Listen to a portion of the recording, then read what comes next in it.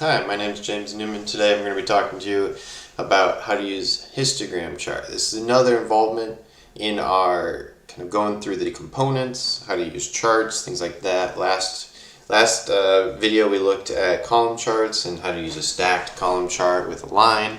So today we're going to be talking about histogram. This is really useful for a quick diagnostic tool, often looking to see if your data conforms to an 80-20 distribution or kind of what scale of outliers you have.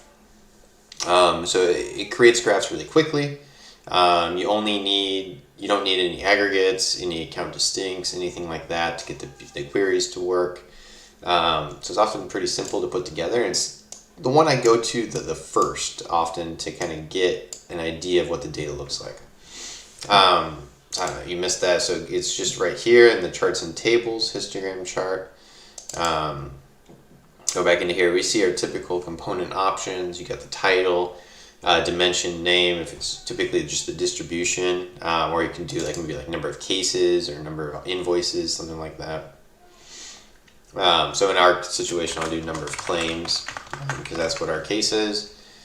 So dimension, that's your typical what data that you want. So typically it'll be in a pull-up function, not a sum or an aggregate function.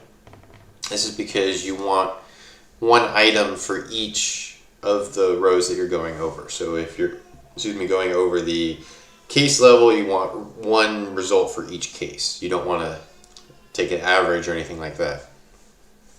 And then you get the option to partition. I don't usually use that rule. Count can be useful, but so this is what you want your buckets to be. So if you need maybe a larger bucket, if you're going up to hundreds of options, or if you're going down to one, just to 1 to 10, things like that, you can change the count. Again, then disable selections, components not filtered, in case you want to do side-by-side comparison or something like that. Okay, so I'm going to open up the function, use the function button to open this up, and we're going to do count number of cases or activities per case, rather. Just a simple one to start out. So we're going to do a PU count and use SFD as our case table, SFD cases. And then we're going to do SFD, and we want the alert. So now we get the count of the number per case. And what's great about using it this way, PU count, I could swap out alert, I could swap that out for case ID, and we get the same result because it's just doing a count. If I were to do count distinct on the other hand, then we'd get a result that we don't want because we're just doing case ID. So because I'm just counting the number of activities, I can do PU count, and now boom, we have a distribution. And so you can get a lot of information just right away from this, right? So we see the big mode here of 3 or 4 activities per claim, and then we've got a long tail outliers here going up to 53 activities per case. So this is really handy, right? I could do a distribution of throughput time and just pop one up pretty simple. Obviously, you could just do the throughput investigator component, but sometimes it's just nice to be able to just pop this in and see the distribution real quick, right? So now we can see kind of an 80-20 distribution here of the majority of cases are between 0 and 4. I think this is hours. What's the default? Default's days. So 0 to 4 days, and then we have an outlier that goes up to 117 days. So boom, you can filter in, it automatically shifts the scale. Now we can see a more regular distribution going back out like that.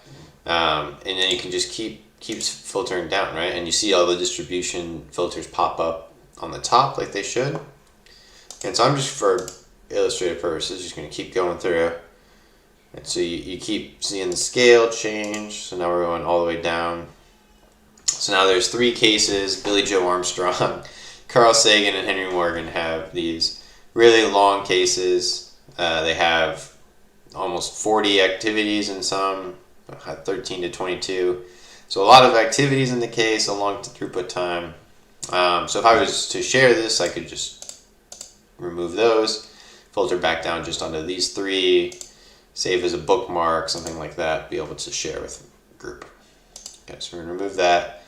So this is really a handy component. It's quick. It's really easy to pop up. It's really handy for filtering, things like that. I think some of the drawbacks are just the granularity of the buckets that you have aren't always the best. Sometimes you want a little more granularity in the buckets, and you're going to want to use a column chart or a component OLAP table. But just for a quick and dirty analysis, this is pretty handy. So I highly recommend it. So I hope this was useful. Have a great day.